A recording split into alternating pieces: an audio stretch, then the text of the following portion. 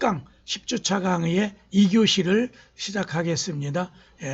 지난주에는 상호와 상표 및 서비스표, 협동조합기본법까지 해서 우리 강의 교재는 제7장에 물적 자원관리라고, 다음 주에는 인적자원관리의 노동, 근로관계, 이런 노동법을 기본적으로 강의해 드리겠습니다.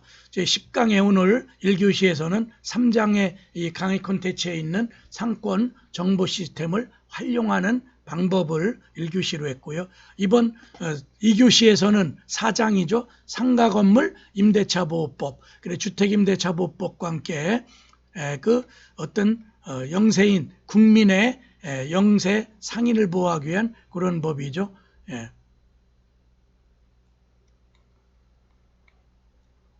사장의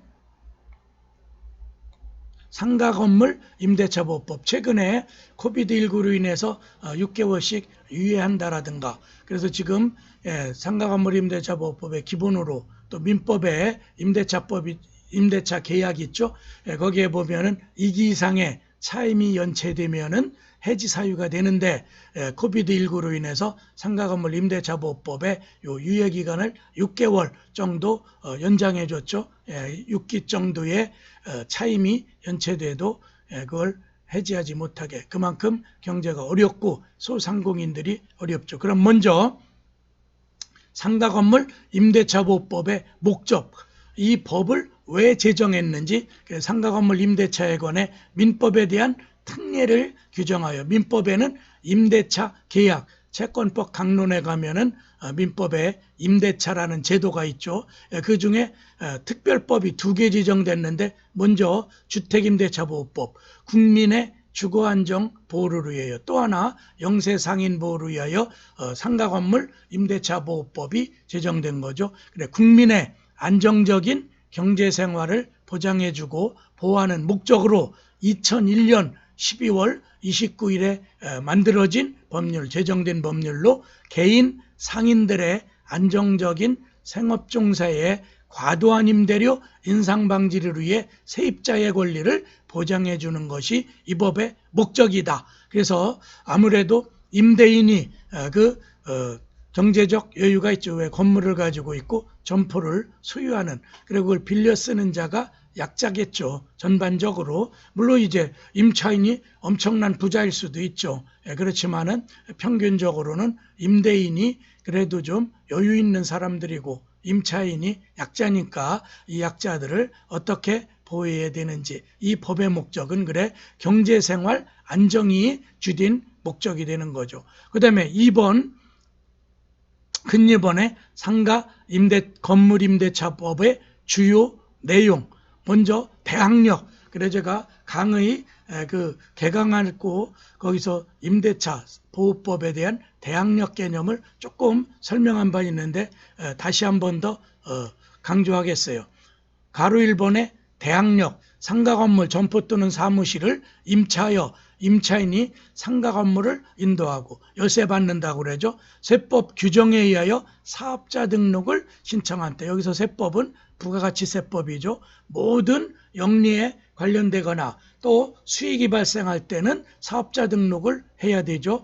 그 다음 날로부터 제3자에 대한 대항력. 그래서 대항력의 개념은 원칙적으로 물권이 갖고 있는 당사자 외에 누구에게나 자기 물권적 권리를 주장할 때 그게 대항력이란 용어인데, 주택이나 상가임대차는 등기하지 않고 물권이 아님에도 채권인데 인도받고 주민등록, 주택이죠.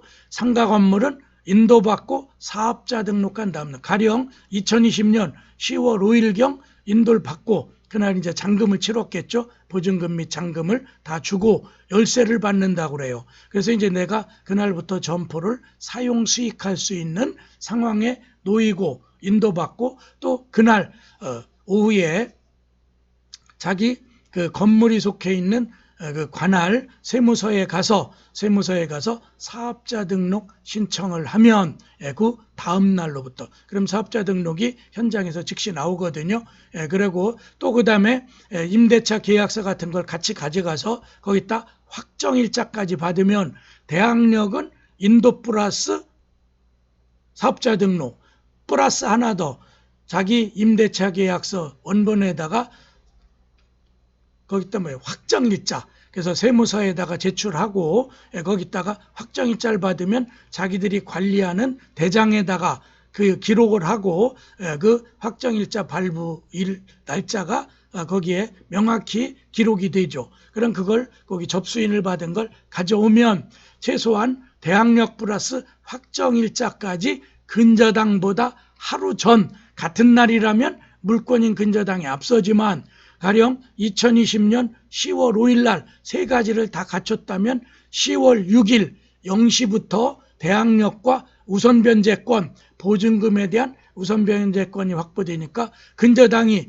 10월 6일 내지 7일 날 설정돼도 내가 경매위에서 이 점포가 경매 진행돼서 낙찰이 돼도 나는 먼저 보증금 우선변제 청구권을 행사할 수 있죠. 또 보증금을 다 받을 때까지는 대항력을 가지고 낙찰자에게 자기 임차 건물에 대한 주장을 할 수가 없어요. 이게 이른바 대항력, 이른바 물권적 효력이죠. 그 다음에 두 번째는 보증금 회수의 우선 변제적 효력이라는 거죠. 경매 신청 시 상가 명도 없이도 경매 스스로 내가 보증금을 빼서 요즘에 이제 코비드19로 점포를 접고 싶어도 보증금 회수, 권리금 회수가 안 되기 때문에 막상 시도를 못하는 분들도 많죠. 울며 겨자 먹기로 수익도 없는데 월세만 꼬박꼬박 내는 이런 것들이죠. 그래서 내가 보증금을 못 받아서 이제는 명도 소송을 했겠죠. 그렇게 해서 판결문까지 받아놓고 경매 신청을 할 때는 내 상가 건물을 계속 점유해야, 점유 상실하면 대항력을 상실하니까 그대로 점유한 채로 경매 신청도 가능하다.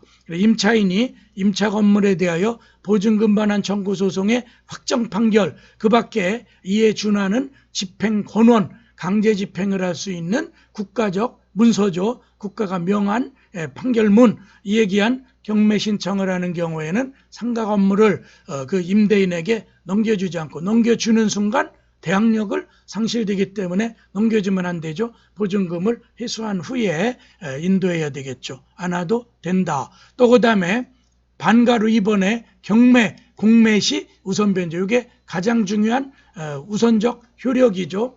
건물의 인도 플러스 사업자 등록 신청 플러스 마지막에 확정일자, 요 세 가지를 동시에 다 갖춰야 되고, 그래 확정일자가 근저당보다 같은 날 되면 근저당이 앞서요. 하루 전에 됐다면 다음날 0시기 때문에 다음날 가령 10월 5일이면 10월 6일 0시죠. 만일에 10월 6일 또 근저당을 그 집 주인이 설정했다고 해도 그건 10월 6일 날 9시 이후에 등기를 했을 거 아니에요. 그러니까 0시가 제일 빠르죠. 땡 하면은 효력이 발생하니까 여러분들이 대전 발령 시 50분, 대전 브루스, 옛날에 대전에서 출발해서 목표까지 가는 게 0시에 땡 치면 가는 열차가 있었던 모양이에요. 비둘기 열차. 지금은 아마 없어졌겠죠. 그래서 그게 이제 대중가요, 트롯가요의 대전 브루스, 이게 대전 발령 시 50분,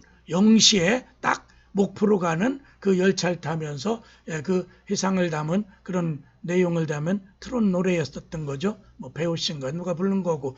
그래 대항력권을 갖추고 관할 세무서장으로부터 임대차 계약서상 확정일자를 받은 임차인은 경매 시 임차 건물 임대인 소유 대지를 포함하여 환가대금 매각이 돼서 거기 이제 매매대금이 있겠죠. 그럼 그 돈에서 이제 배당 신청을 해가지고 배당을 받을 때 최소한 근저당보다 하루 전에 이렇게 세 가지 요건을 다 갖춘다면 먼저 배당을 받을 수 있어요. 그 밖에 채권자보다 우선하여 보증금을 변제받을 권리가 있다. 다만 임차인은 임차 건물을 경락인에게 인도하지 않으면, 그래서 그 배당을 받을 때 그 다음 날쯤에는 그걸 넘겨줘야 돼요. 그래서 배당 신청에서 내 보증금이 다 확보됐다면 그 마지막 배당 기일날 나갈 때 명도 확인서 그런 걸 누구한테 집주인으로부터 확인서를 하나 받아서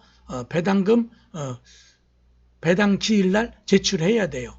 그렇게 해서 명도하지 않으면 보증금을 수령할 수는 없다. 그래서 경매 신청할 때는 명도할 의무가 없지만 이제 배당을 받는 순간에는 집을 비워줘야 된다. 넘겨줘서 명도 확인서를 제출해야 배당금이 내 통장 계좌에 들어와요. 괄호 3번에 소액보증금의 최우선 변제. 그래서 보증금액 중 일정액은 대항 요건만, 즉 압류, 경매 기입 등기가 직전까지만 그 인도받고 사업자 등록만 돼 있으면 그 선우는 안 따져요. 왜냐면 영세상인의 최저 보증금을 주는 거기 때문에 근저당보다 당연히 늦겠죠. 늦어도 최우선 변제금, 이걸 소액 보증금 제도, 주택에도 있고 그렇죠. 이에 대하여 우선 변제를 받을 임차인 민 보증금 중 일정액, 그래 넷으로 나누죠. 서울특별시, 수도권 과밀억제권역, 광역시, 거긴 세종시도 포함되고 기타 시도 이렇게 돼 있죠. 그리고 대전 같으면 세 번째 예유권, 수도권 과밀보단 작지만 광역시, 또 제가 있는 천안시 같으면은 기타에 들어가죠. 3분의 1 범위 안에서, 그러니까 전체 대지가액이 1억이라면 3,300만 원을 맥시멈으로 해서, 그래 거기 점포가 4-5개 있어서 그 보증금, 소액보증금 합산액이 5천만 원이라도 3,300을 한도로 그걸 배분해 주는 거죠. 보증금 액수에 비례해서. 그래 보증금 및 차임 등을 고려하여 대통령령, 뒤에 가면 그 표를 하나 보고 설명하겠어요. 그 다음에 내가 점포를 넘겨줄 수밖에 없고 이제는 사업을 접어야 돼. 그런데 그냥 그걸 임대주라고 집주인에게 넘겨주면 대항력도 상실하고 보증금을 못 받을 수도 있죠. 그럴 때 임차권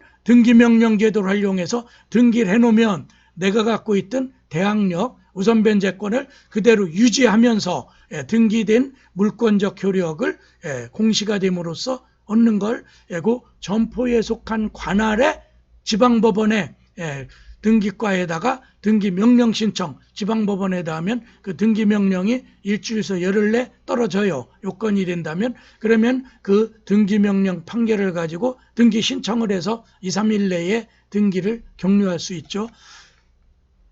그래 주택에서도 마찬가지고 점포를 또 주택을 부득이하게 인도해야 될 만한 특별 사정이 있다면 지방으로 전출을 간다라든가 전세대원이 떠나고 주택이면 또 폐업을 할 수밖에 없는, 그럴 때는 점포를 집주인에게 넘겨서 빨리 임대를 또 해서 보증금 회수를 하는 게 중요하잖아. 그렇죠? 그래 임대 점포를 넘겨줘야 또 이제 후임자가 들어올 거 아니에요. 그럴 때 임차권 등기명령 제도를 활용하면 된다. 임대차가 종료된 후 보증금을 반환받지 못한 임차인은 임차 건물의 소재질 관할하는 지방법원 또는 지방법원 지원, 천안은 지원이고 대전은 대전 지방법원 본원이 있는 거죠. 또 시군법원의 임차권 등기명령, 또 시군법원도 되니까 아산시 같은 데는 지원이 없고 단독판사 한 명만 근무하는 시법원이 있죠. 아산시 법원. 그런 데다가 신청, 등기명령 신청하려면 일주일서 열흘 내에 요건 심사한 다음에 명령서를 발급해요. 그러면 그 결정문을 가지고 등기 신청을 하면 돼요. 임차권 등기 명령의 집행에 의한 임차권 등기가 격려되면 임차인은 대항력 및 우선변제권을 종전에 있던 걸 그대로 유지가 돼요. 다만 임차인이 임차권 등기 이전에 이미 대항력 또는 우선변제권을 취득한 경우에는 대항력 또는 우선변제권이 그대로 유지되며 임차권 등기 이후에는 대항력권을 상실, 점포를 넘겨주고 이런 거죠. 이미 취득한 대항력 또는 우선변제권을 상실하지 않는다는 아주 중요한 그대로 대항력과 우선적 효력을 유지한다. 기존에 이미 취득. 또 그동안에 이런 게 없었더라도 등기하는 순간, 등기 당일날부터 이런 대항력과 우선변제권은 물권의 등기에 준해서 효력을 얻는다. 그 다음에 네 번째, 임대차 기간이 있죠. 기간에 정함이 없거나 기간을 1년 미만으로 정한 임대차는 1년, 그래서 최소 단위 1년이고 갱신을 해서 갱신 청구권이 상가 건물엔 일찍 있었죠. 그러다 보니까 5년 범위 내 최초 임대차 기간 포함해 5년까지는 집주인에게 상가 주인에게 갱신 요구를 할 수 있어요. 그래서 맥시멈 5년까지는 그 5년 기간을 권리금 회수 기간으로 받던 거죠. 최소한 내가 인테리어에서 창업을 또 사업을 개시하고 나선 5년 정도는 그 점포에서 사업을 유지해야 인테리어 비용도 빠지고 또 내 권리금 같은 걸 회수할 기간을 확보할 수 있다. 다만 임차인은 1년 미만 주장은 가능하다. 이걸 단기임대차라고 하는데 뭐 실무에는 많지 않겠지만 어쨌든 6개월만 하고 나는 다른 곳으로 갈 것이다. 그러면 임차인 측에서는 6개월을 주장하고 보증금 돌려달라고 할 수는 있죠. 주택은 최단기 2년이죠. 또 이번 임대차 3법 그중에 이제 2개법만 이번에 그 10월에 개정됐죠. 그게 바로 주택임대차에도 한 번 1위에 한해서는 갱신 청구권 2+2가 됐죠. 2년 그리고 한 번 정도 더 갱신 청구권을 행사해버리면은 4년까지는 최소한 하나의 주거지에서 살 수가 있게 돼 있죠. 그래서 그게 또 보증금을 올리는 효과. 지금 또 전세권이 씨가 말랐다. 이런 매스컴 표현에 의하면은 그건 2+2로 됐다. 그런데 상가임대차는 일찍 갱신 청구권이 있어 5년이에요. 5회 정도 되겠죠. 1년씩 갱신하니까. 임대차가 종료한 경우에도 임차인이 보증금을 반환받을 때까지는 임대차 관계는 존속하는 걸로 간주해줘요.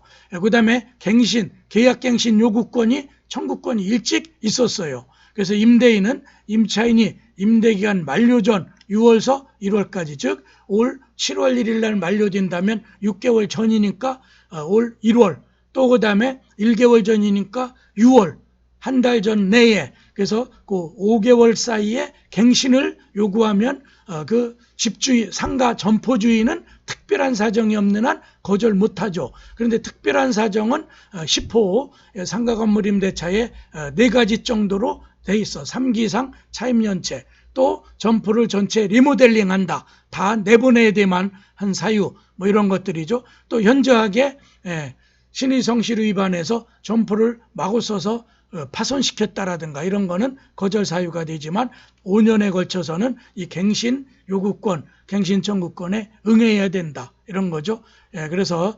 5년이었는데 이게 2018년 2년 전이죠. 10년으로. 그래서 지금은 10년. 제가 아까 한 거 정정할게요. 주택은 2+2 4년이고 상가 점포는 2년 전에 개정이 돼서 10년. 그러니까 굉장히 긴 기간 동안에 영업을 할 수가 있죠. 그래서 함부로 상가 점포를 한번 A가 B에게 임대해주면 B를 10년 내에는 내보내지 못한다. 원칙적으로. 그 다음에 묵시갱신 제도가 있죠. 임대인이 제1한 기간 내 임차인에 대하여 갱신 거절의 통지 또는 조건 변경에 대한 통지를 하지 아니한 경우는 그 기간이 만료된 때에 전임대차와 동일한 조건으로 다시 임대한. 그래서 세입자와 또 그 다음에 전체 사업자가 서로 그런 게 없었다면 묵시갱신, 이른바 법정갱신. 또 2018년 개정법의 주요 내용 2018년 10월 16일부터 시행된 건데 괄호 1번에 계약갱신 요구권이 5년에서 10년 더블로 늘었다. 또 두 번째 권리금 회수기간. 그래서 종전에 권리금에 대한 근거가 판례를 통해서만 이어져 오다가 요 상가임대차법에 6개월 정도의 기간 내에 3개월에서 6개월 전에 그걸 연장했다. 그래서 권리금이 보장될 수 있는 간접 규정. 또 권리금 보호 대상에 종전에 전통시장이 빠져서 영세한 점포들이 많이 불만이 있었는데 전통시장에 대한 권리금도 여기에 포함되게 됐다. 대전역전 앞에 뭐 삼성시장 뭐 이런 거 있죠. 천안은 중앙시장 이런 것. 그래서 소액보증금과 환산보증금이라는 게 있는데 이건 뭐냐면 월세 곱하기 100 플러스 보증금의 범위가 일정 범위가 이하면은 그게 소액보증금. 서울특별시는 보증금 상한액이 6,500만 원. 굉장히 작죠. 실제로는 뭐 6,500짜리가 거의 없을 거예요. 한 20, 30% 통계상 잡히죠. 그 다음에 소액보증금의 최대한 받을 수 있는 돈은 2,200만 원. 또 수도권 과밀억 재건역은 1,000만 원 내려서 보증금 상한액이 5,500. 여기서 1원이라도 넘으면 안 되니까 5,600만 원 이러면 수도권 과밀억 재건역인 인천광역시 또 과천시 또 그다음에 분당 뭐 이런 데죠. 예. 또 그다음에 용인 뭐 이런 데는 수도권 과밀억 재건역 거의 준수도권에 들어간다. 그 보증금을 최대한 돌려받을 수 있는 상한액은 1,900. 그래서 1,900만 원까지. 그러니까 계약을 할 때 보증금액이 5,500만 원 이하여야 돼요. 그래서 대전시와 같이 광역 또 안산시 여긴 수도권에선 좀 빠지지만 또 용인시, 김포 및 광역시 여기에 세종시가 들어가죠. 세종은 특별자치시지만 광역시에 준해서 취급해요. 그래서 보증금 계약서상 상한액은 3,800 이하여야 되고 3,800이 넘으면 아예 소액보증금이 아니라 일반 보증금으로 가죠. 1,300. 또 천안시 그 밖에 지역에 제가 있는 거기에는 보증금액이 3,000만 원이야. 또 1,000만 원까지 소액보증금. 그런데 이게 여러분들이 봐도 현실성이 없죠. 너무 임대차 거래의 보증금 액수에 비해서 작다. 그 다음에 여기에는 환산보증금 이 법이 아예 적용이 안 되는 게 서울특별시는 9억 원. 요 9억 원은 보증금 3억에 300만 원을 낸다면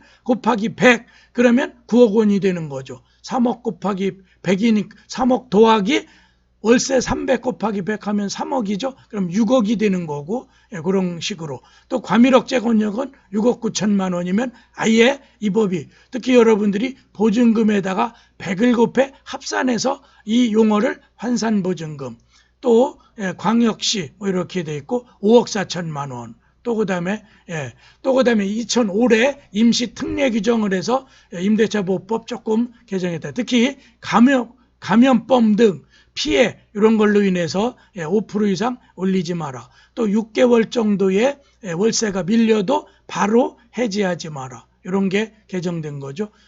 또 여기엔 이제 주택임대차의 갱신 이런 것들은 여러분들이 참고로 제 차트를 한 번씩. 이게 이제 임대차 개정 전월세 신고제 계약갱신 청구 2+2죠. 다 주택임대차 보호법을 전제로 한 거예요. 또 전월세 상한제도 이런 게 지난 10월에 민주당이 단독 통과시켰던 매스컴에 많이 냈던 그런 거죠. 그 다음에 갱신청구권제도 2+2 계약갱신 연장통보 또 계약갱신 청구 거절 이런 게 그대로. 오늘은 여러분들이 그 물적 시설관리, 물적자원관리로 우리 강의교재 7장 상권 정보 시스템과 또 상가건물 임대차보호법을 2교시에 걸쳐 강의했습니다. 이것으로 2교시 강의를 마치겠습니다. 강의 수강하시느라고 고생 많으셨습니다. 감사합니다.